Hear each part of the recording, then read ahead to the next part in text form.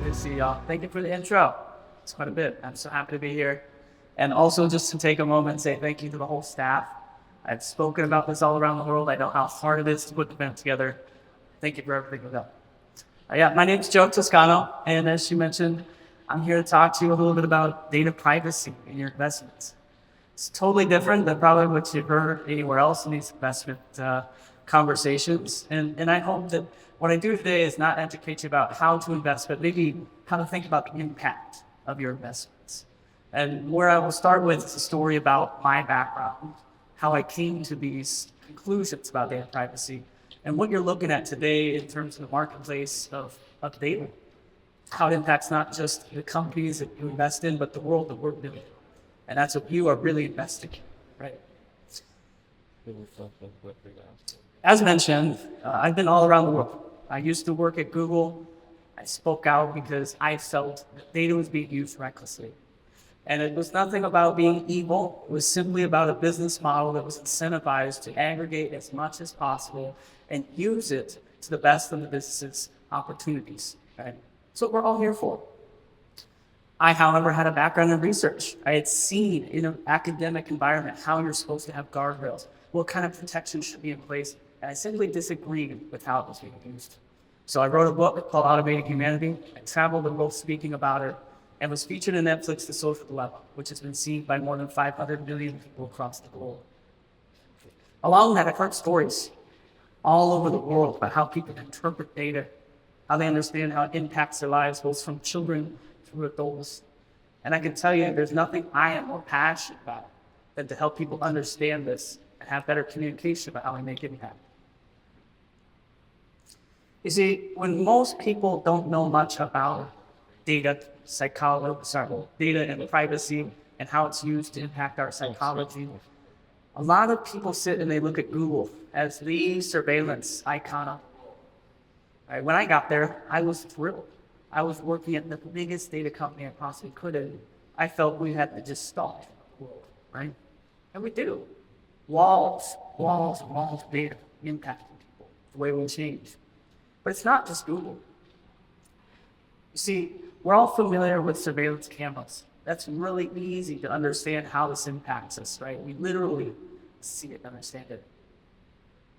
Maybe some of us are getting more familiar or are familiar. We understand every time we check in to the subway station, every time we tap to buy a coffee at a coffee shop. All of that is tracking data about us, not just the amount it costs, but what we purchased, how often we purchase it, what kind of things we prefer, and how that feeds into a big data ecosystem.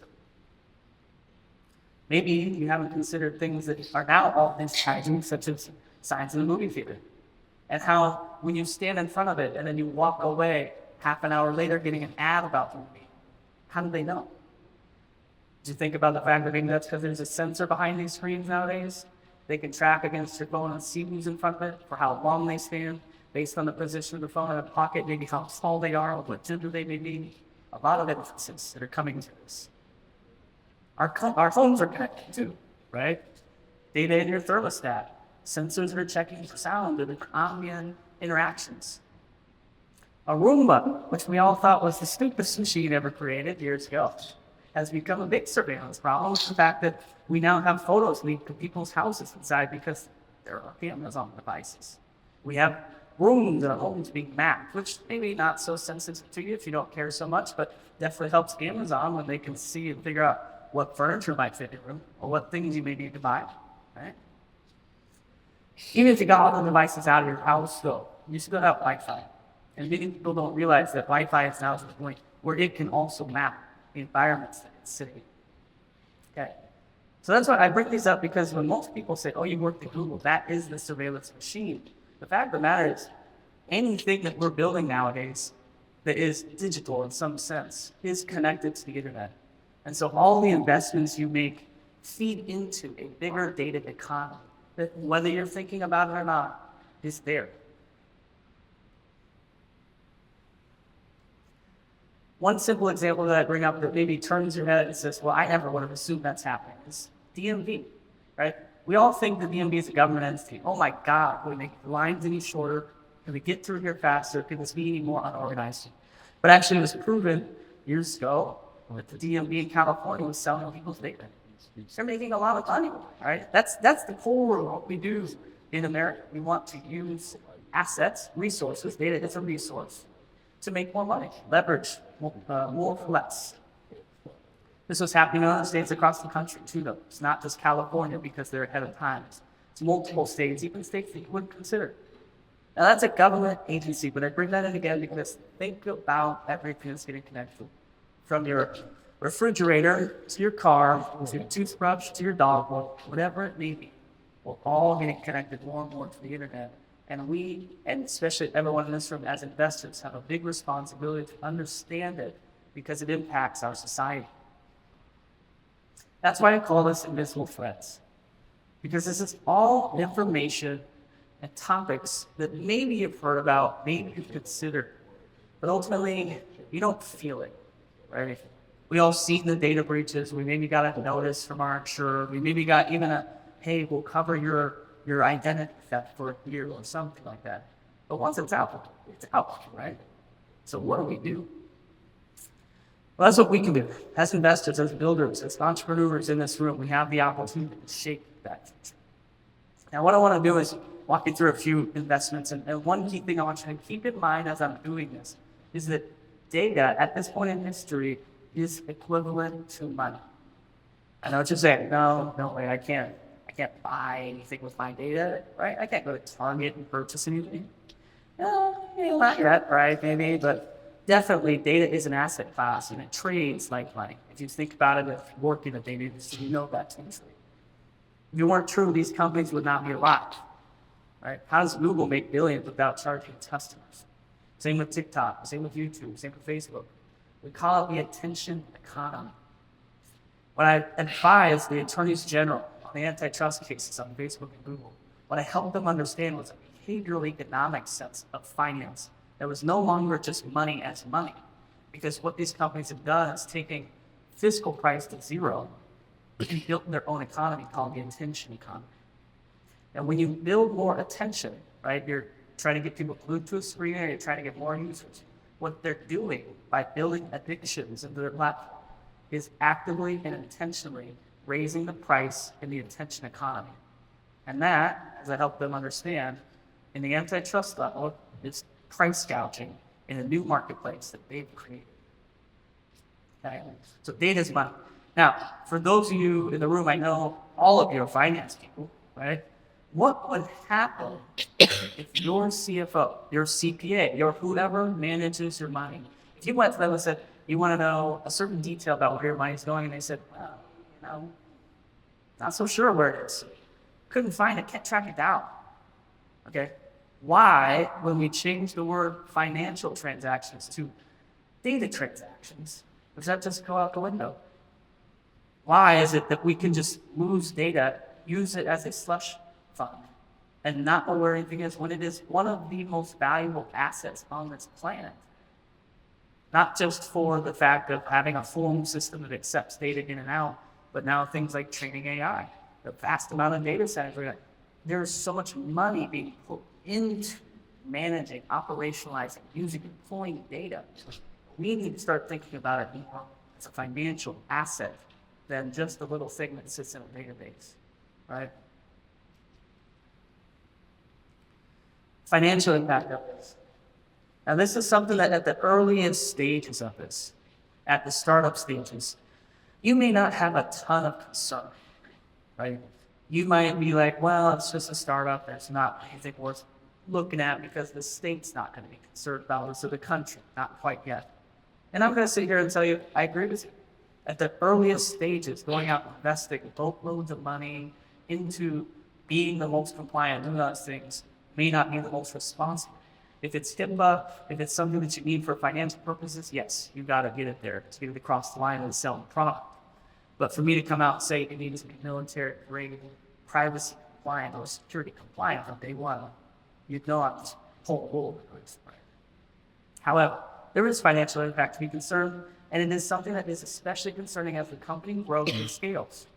Pre-acquisition, pre-IPO, they're going to have to go through diligence. They're going to have to be, especially nowadays, able to talk about this stuff. And in a transaction, Companies are more concerned nowadays than ever before about acquiring a risk to their assets. Right? We've seen that in hotels acquired where the company was not vetted properly, brought in from Marriott, and then Marriott had to pay because it was that company they had acquired that exposed the risk. Right? It will be something you're going to have to know about. And just to give you some thought on the side of it, it's because the public's concerned. Right? When I left the Valley, I was concerned because I'm from Nebraska, and I know when I was going home how unaware people were about this stuff. I would go in and buy a sandwich. I remember, like yesterday, 2017, I went home to teach at university. I went to buy a sandwich at a sandwich shop in Nebraska. I tapped my phone and paid. And what happened? Well, the payment went through. I grabbed my sandwich, I walked out, and then they chased me because they thought I was stealing. Okay? And that was 2017. It's not that long ago. Right? We have a big disparity in who understands what in our country, especially when it comes to technologies like this. It feels like magic. And the fact that AI is now upending careers. We have people who are now triggered and aware and concerned. And rightfully so. So what I put up here, this is the fines for data privacy in the EU alone. It's kind of hard to track because not everybody's pushing out these numbers publicly. Okay, but what you can see up there is a small little dot with the arrows pointing to. That was 2018. And then look at how much bigger that got. Visually in volume, you can see it in 2022. Now we're going into 2025. You're looking at exponential growth in fines. Now, why is that? It's not just because people are concerned. It's because the representatives are now also realizing there is a lot, it's a rampant amount of abuse. And for a state that needs more money and revenue, this is an opportunity to pull that back in. So people are watching. I bring this up not to scare, but just to make you aware. Okay. And examples here, right? Little things you may not think about here. Gastroenterologists, you see on the top, on the left, it'll be my right side here. Yeah. That was a little firm. It was one physician who came in and had a breach, and it cost him $100,000. Now, as an independent physician, that's a big hit to your business. Right? It may not shut you down. It's going to hamstring you for a while. You look at the bigger ones there, a trucking company in Illinois, $228 million fine for what? For using a time tracking system where people clocked in with a fingerprint and not getting consent. That seems so harmless, right? It seems like that would not change the world. But in Illinois, they felt that was, and it was, against the law to the point where they were having to pay fines for every single incident of a time punch for all of their employees. So it can get out of control real fast. Like I said, at an early stage, a small scale, this may not be a big concern for you. But as you grow, as you're advising, as you're becoming board members on companies, this is something I hope you keep in mind and help them kind of tighten their belt on things that may not be in their purview. Then there's the reputational impact. Okay? This is another one where it's hard to put a number to it. But I'm going to give you a story here so that you can kind of see how this impacts long term. Okay, we all heard of Cambridge Analytica a few years back, right? It was the biggest scandal all around the world. And it was like the great hack. There was a movie that came out, right? Before The Social Dilemma, there was a great hack. Okay? That film had gone through everything about what happened in Cambridge Analytica. It became news all around the world, how Facebook was hacked, data was stolen, and all this and that. But I know the people who were involved in the film and in the company. And I can tell you, there was no hacking. What it was Facebook having no regard for privacy in the way that they allowed data to be used, a researcher using it legally, and then selling his research and the data to an outside firm. There was no hacking. It was an illegal sale, but that was not a hack. And this is what can happen if you just kind of loosely let your data go everywhere. You don't have control, right? Now, what happened from that? Like I said, Facebook shared with Alexander Kogan. Alexander Kogan made great insights, which he then sold to Cambridge, which then became political influence. And now, there's not even a company called Facebook anymore because they were trying to run from it so bad, right? How much money did they spend on rebranding their company? And how much of any of us in the room fully trust Facebook nowadays? Even though they're a monopoly and it is what it is, How many of us really trust them? Or how many of us still don't call it Facebook? Because it's it. You can rebrand all you want. People are going to remember, especially at large scales like this, impact that they've had. Okay?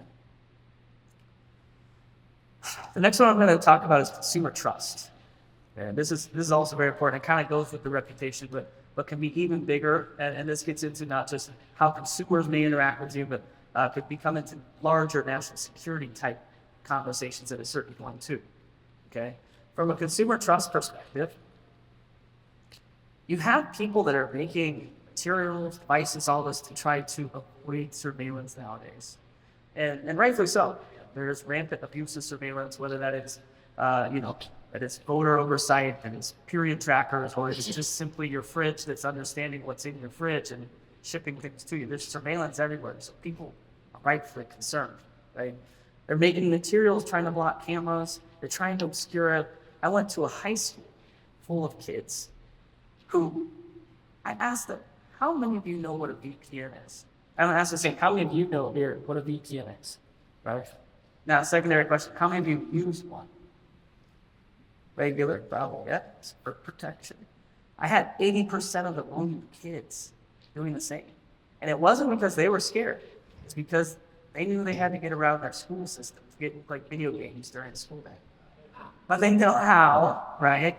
And they are a generation, what I believe will be consumers similar to our grandparents who went through the Great Depression and stored their money in their beds instead of in their banks.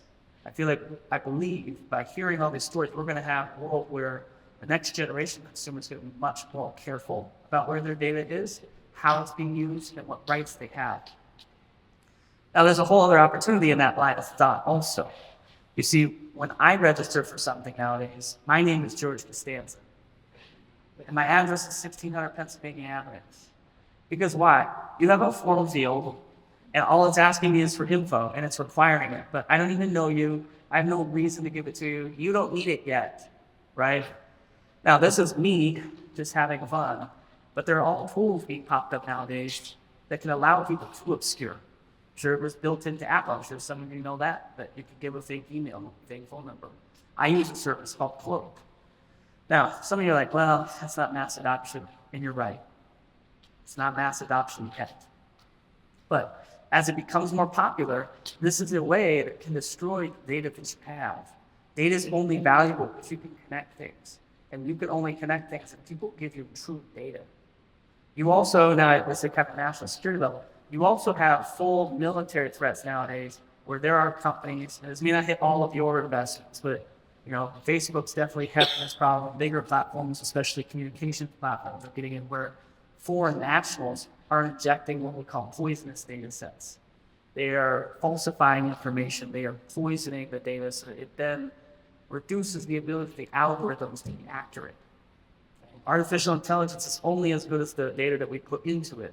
So consumer trust is and will continue to be a big thing.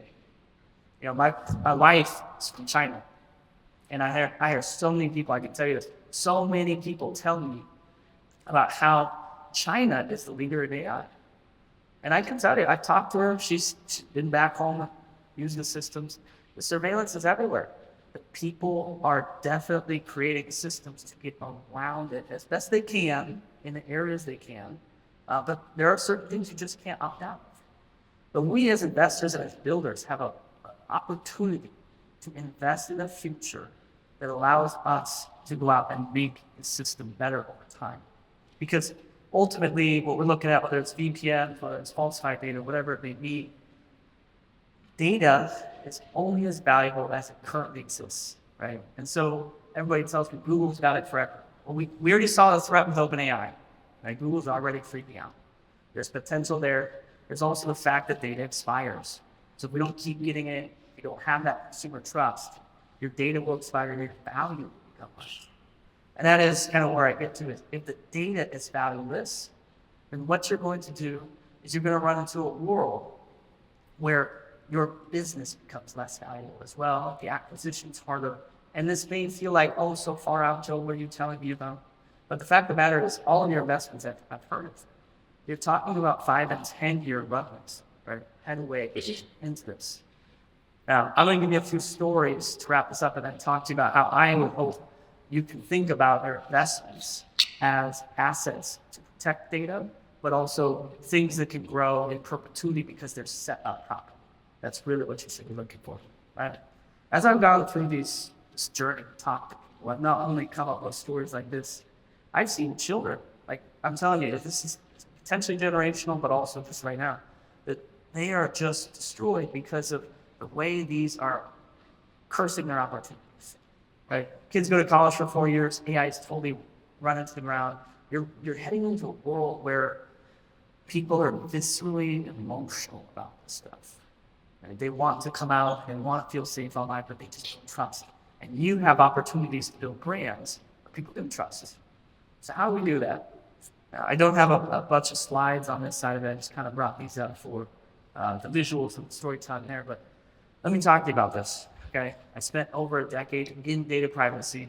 Some of the core features and things that you should be looking for as investors is not that they have the highest qualified tier certifications, but simply how they think about it, right? At that early of a stage, if they're not considering it, they're not thinking about it, not only could it be a bad investment long term, it also could be something where maybe they're not the company that you think they are because it leads to lack of organization, okay?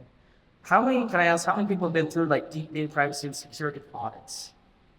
Small, quite rigorous, a lot of time, a lot of detail, right? Some basic stuff that you could ask about or ask them to talk about, you see how they think about it. Things like data catalog, understanding where the data is, how it's being used. That's not just a matter of preparing for your compliance. That's a matter of organization to the extent of, okay, I know that I have this, but I don't know where it is. How do we take action on it, right? If a company is highly organized, it not only prevents risk in the near term and in the long term, it also allows them to be more agile, to pivot into things that they had never maybe thought was possible because they didn't even know where everything was, right? Now, in terms of growing the company, mergers, acquisitions, all the different details of how that happens, right? If you go into something like this, you're even Series A, you're still relatively early, but you're like, hey, we got a good acquisition opportunity here, we're going to take it. It could take you years to prepare all of this if you're not fully prepared. It's that big of a mess. If you are more prepared, you may be taking a few months, right? And that helps you get through the diligence process. That helps you find more value into what you're doing. And that makes it so it's easier for people to acquire your asset there, right? Now, in doing the work I did, drafting laws and helping inspire the future data privacy, I also want you to think about some of the things that we're doing now, so some phases of it, okay? Today, where you are in data privacy, is largely things like giving people rights, being aware of where the data is, who has access and control to it, basic kind of fundamentals. But things that you may also want to consider that are happening is the actual right to control it and value this stuff, right? Now, there's companies out there that are trying to give people money and return the investment for their data. There's little things that you maybe see in marketing where 5% off this, 10% off that. Will they go into a world of full-blown, I'll pay you for your data? That may be a long way away. However, I've also worked in creating the first data taxation system in the U.S. history. Right? Now, it's not passed. Don't go run out the room looking for something because of it. But here's what happened. I'm sitting in the room with the former chief economist of World Bank, Paul Rowland. He understands, like I said here, the fact that this is all an asset class nowadays. And he also understands there's a lot of value that's being driven from data and the way it's being used. So the things that you can look for in a long-term roadmap and on these compliance laws is things like a taxation system. Now, you've seen that in Maryland, where they have taxation for advertising use of data. But if you get to the point where it becomes operational use of data, that also becomes something where it becomes a bigger burden for you to track and to manage as a company. All of this lends itself to you needing to know more of where it is and how it impacts businesses. And in Minnesota, you do have a law coming in just July of this year that's going to make this all happen. So the startups you're investing in are going to need to be especially understanding of the fact that they have to give certain rights, they have to be able to regulate this stuff and take control for themselves, or they could put themselves in these kind of opportunities for trouble. Okay? Other than that, in Europe, you're seeing also the division of how this is stifling innovation, which is something that we may avoid in the United States. We have an opportunity here to also set that in regulation and set the tone for our country to be better innovators the way that we do this. So when you're looking for investment, when you may be talking to your regulators or people who are potentially putting laws on the companies you're building, I think it's important that, number one, advocate for rights. Right? If you come out and don't advocate for rights, just the fundamentals, that will be really hard for you to get past. It's gonna be a thing that continues to grow across our country. Things in terms of data ownership, I think that there are rights that need to be given and will in regards to the right to opt out, the right to amend. That means being able to say, hey, this decision was not correct, right? Being able to say that I'm going to revoke the algorithm's ability to define the decisions that happen to me. Now, what does that mean in an actual tangible thing? If I'm a student and I get denied access to a college because an algorithm says that I am not qualified enough, there will be a black box that sits between us for now. But the laws that are coming, and part of what's been installed here, is the fact that they're going to have a right to fight that, which could come back on companies as well, right? All those types of things that you're maybe hearing whispers of in the data privacy world, they are growing. They're getting picked up rapidly, like I pointed out here. And I think that what I would hope and what I would love to see from everyone here is the thought, the foresight to ask questions of the companies that you're investing in. You say, hey, how are you thinking about this? And where do you think some of the stuff fits on your roadmap? Right? While it may not be a today thing, like I mentioned multiple times, it then becomes a bigger picture thing. And it's a long-term investment that could really hamper your portfolio if not well taken care of. So beyond that, I think some bigger picture things that you can think of is also executives. Maybe take care of your executives, make sure that they're keeping track of those things. You've seen a lot of scandals happen in startups, the way that executives are not taking care of their data, things are being exposed.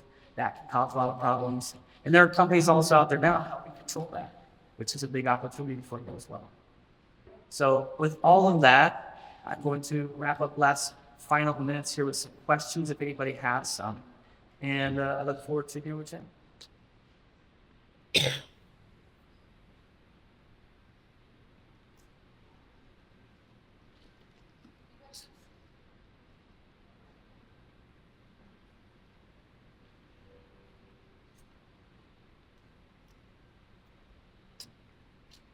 Hi, my name is Christy. Thank you for all the info today. It's been great. Just kind of a personal question. You mentioned Cloaked. Do you have any other tips, tricks, things you use personally to protect your privacy? Yeah, so Cloaked is one of them, but I also work with services who are helping executives keep their online profile limited. So let's say you're a high-level executive and you have somebody that's trying to stalk you, has a problem. We saw that with United Healthcare, right? Obviously, somebody had a good trail on that guy. Scary as it was. There are tools nowadays that can help you with that. I've personally dealt with some of that stuff because being in the media so much, having spoken out against big companies, I've had a lot of pushback, all the way from just nasty emails all the way down to people literally sending death threats to myself and my family. So it is something that I know is a big concern to executives. And that's something I think that, especially in this room too, with investors, something to keep your head around is, data privacy is kind of a level playing field at this point, right? We saw Elon Musk's jet track, we see Taylor Swift. We've seen a lot of things happening that it's literally teenagers doing some of that stuff. So I would say not only your portfolio, but also yourselves as you get out and make sure that in this new world where data is rampant, just be aware of what opportunities there are. Cyber theft is higher than ever. Opportunities with AI blending into that and manipulating people are things that everybody needs to kind of keep top of mind. it's going to proliferate, especially if we have fake voices, fake videos, fake opportunities to come in and scale this stuff with very cheap price points.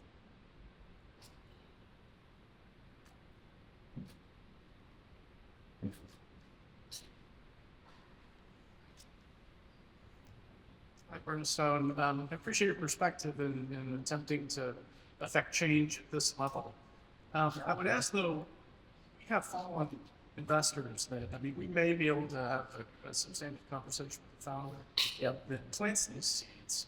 But then you look at the future growth of the company, and that many of those founding things that become fundamental at that early stage are gone by the time they IPO or whatever.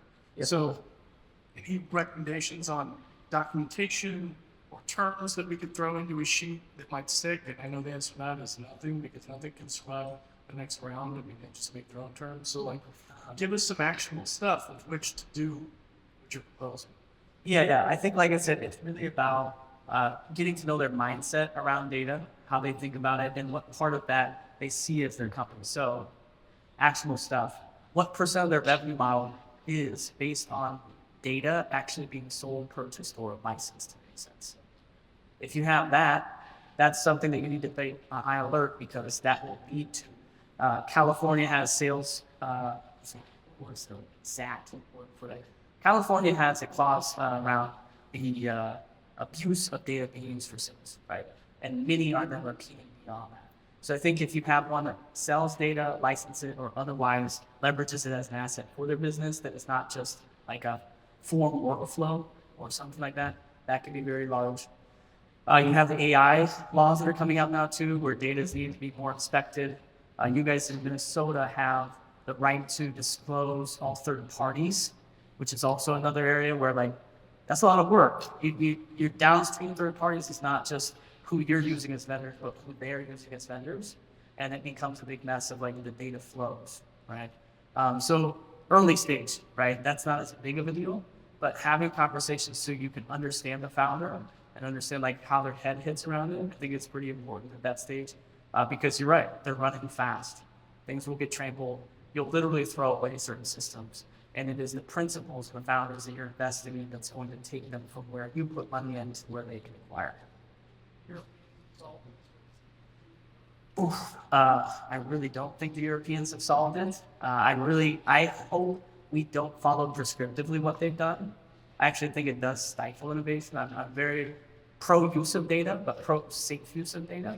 I think that the United States has an incredible opportunity to actually own and shape the future of how data is regulated. So no, I don't think they've overregulated is the answer to that. And we could go right here, our friend here in the red. And that's going to be our last question during this session. Hey, so it kind of feels like things are going in the wrong direction in the U.S. for data privacy and security for decades and decades. Without being stopped at all, there's regulatory capture or something. Basically, legislators don't move on it. Yeah. Do you see good things happening? Maybe at the state level? California? Illinois? I do. In general, I don't see good things happening, and I don't think good things are happening. Well, I hope that's not the case. I don't believe so. I wouldn't be giving these talks. I wouldn't be up here if I didn't believe that it was getting better. I do think it's getting better. And as all things, as mentioned about investments, it comes in ebbs and flows, right? I know, I know, there are a lot of people doing grassroots level efforts of education, right? And we went from a world where people were totally oblivious. So I put it in the frame like this: awareness, literacy, and action. Okay. When Edward Snowden came out with his information about how data is being used, that was the first point at which the world said, "Oh my gosh!" You know, if you weren't technical, if you weren't IT, right, that was like, "Wow, big revelation." However, most people were not aware enough to know whether that was real or just some red flag that some random guy threw out, right? Then you have The Great Hack. Then you have, other movies, the Social Dilemma, and I mentioned, we were all over the globe. Number one in every nation across the globe for months straight at the time. which was unseen on Netflix, but it was because, everyone's, oh, you did so well. Well, we did a few things. We made a story. And I had told them, I said, hey, here's my book. My book is very graphical. Probably half of it is artwork and graphs and things we grab terror because this is all so invisible. I said, you gotta make it visible to people. You gotta tell a story, how it impacts them. And I think that's where we succeeded. We hit a moment in history where people were interested in understanding this. They'd seen several incidents, and we had put it into a narrative so they could point and say, hey, that's my brother, that's my sister, that's my mom, that's my dad. And they understood it better because it was all conceptualized in a way that was a story rather than big stats, or stat point. So I believe we are now at a world of literacy. That's why some of the things I showed you at the end about consumers, the way they're behaving, that was up there because that's going to be a big part of our future in the way we build applications and leverage data, right?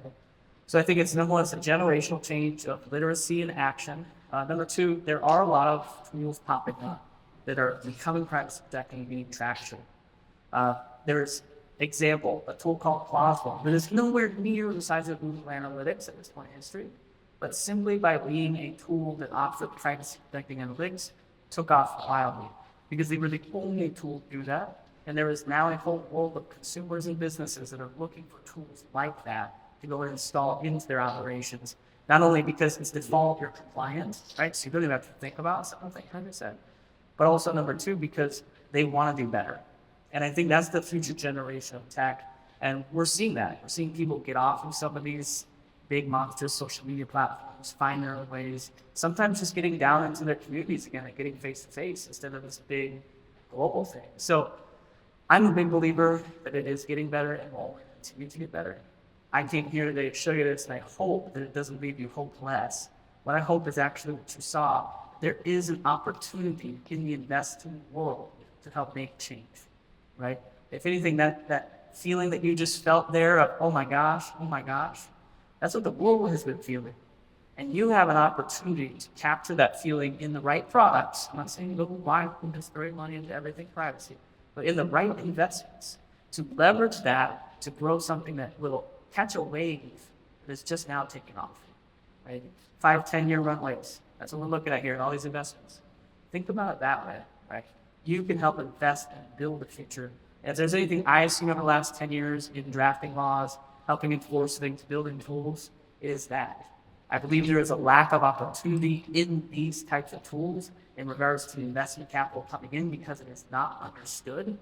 And that's why I came here today to help say, when it comes across your desk, maybe consider it different. Because I think there's a huge opportunity, and you could be the one who puts the money in to help it get there. That's it. Thank you.